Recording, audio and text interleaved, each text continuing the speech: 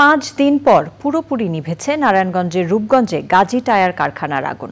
তবে ভবনটি অতিমাত্রায় ঝুঁকিপূর্ণ হওয়ায় উদ্ধার কাজ শুরু করতে পারেনি ফায়ার সার্ভিস। কারখানার সামনে অপেক্ষমান স্বজনদের দাবি, অগ্নিকাণ্ডের ঘটনায় অন্তত 200 মানুষ নিখোঁজ রয়েছে। নিখোঁজদের মরদেহ না পেলেও দেহাবশেষ চান স্বজনরা। আক্তার হোসেনের রিপোর্ট। প্রিয় নম্বর সেট করে বিকাশে সেন্ড মানি করুন ফ্রি।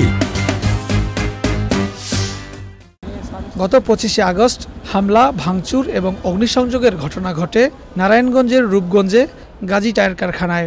ওই ঘটনায় অনেকে নিখোঁজ রয়েছে জানিয়ে কারখানার সামনে স্বজনদের ভিড়। উদ্ধার কাজ শুরু না হওয়ায় ক্ষোভ স্বজনদের। মরদেহ না পেলেও দেহাবশেষ চান তারা। কাজ করতো অন্য জায়গায়, একটা বন্ধুর সাথে কাজ করতে হয়েছে, আর কইছে বেতন নিয়ে আজকে বলে বেতন দিব। বেতনের কথা কই আমার ছেলের বন্ধুটা নিয়ে আসছে। গেট লক করে আগুন ধরাই দিয়া কেমিক্যালে ধরে গেছে, আর অন্য গ্রুপ চলে গেছে। ফায়ার সার্ভিসে রশির মাধ্যমে এরা নামাইছে। ওই 14-15 জন লোকই বাইসে আছে। রবিবার রাত 1টার দিক দিয়ে আমার ফোন দিচ্ছে, ফোন দিয়া বলতেছে ভাই আমার বাঁচা, আমরা 5 জন লোক অলরেডি মারা গেছি, আর আমরা 20 জন লোক আমরা জীবিত আছি, আমাদের নিঃশ্বাস নিতে কষ্ট হইতেছে।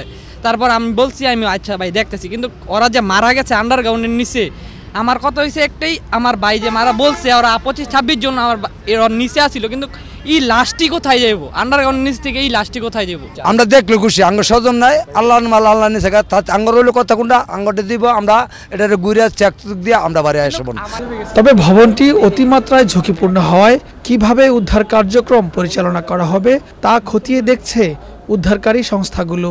আমার কথা হইছে, আমাদের কথা আমরা এনে ঢুকতে দেব, আমরা ঢুকতে দেন না, আমরা না করে কেন না এটার ভর্তি বাচ্চাই আমরা। আমার জের ঘরের নাতিন, আমার জিও নাই, জের জামাইও নাই, এই ছেলেটার একটা ভাই বোন কোনো কিছুই নাই। আমি এই ব্যক্তি যাইব গিয়ে একটু খুঁজে দেখে আমরা এনে কারই থাকবো।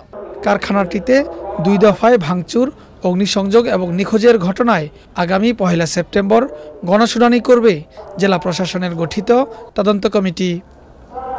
Akter Hossain, Channel i, Narayanganj.